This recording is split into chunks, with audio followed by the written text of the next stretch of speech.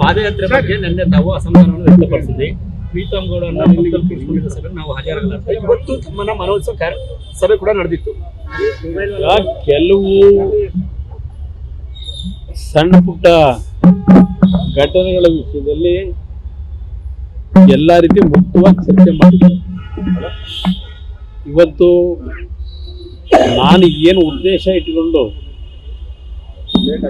ಕಳೆದ ವರ್ಷ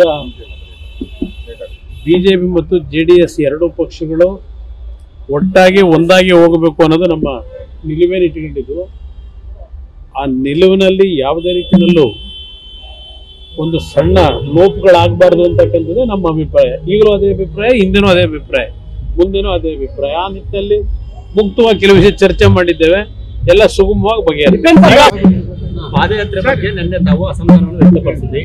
ಪ್ರೀತಮ್ ಗೌಡ ಕೂರಿಸಿಕೊಂಡಿದ್ದ ಸಭೆ ನಾವು ಹಾಜರಾಗಲ್ಲ. ಇವತ್ತು ತಮ್ಮನ್ನ ಮನವೊಲಿಸುವ ಸಭೆ ಕೂಡ ನಡೆದಿತ್ತು. ಕೆಲವು ಸಣ್ಣ ಪುಟ್ಟ ಘಟನೆಗಳ ವಿಷಯದಲ್ಲಿ ಎಲ್ಲ ರೀತಿ ಮುಕ್ತವಾಗಿ ಚರ್ಚೆ ಮಾಡಿದ್ವಿ.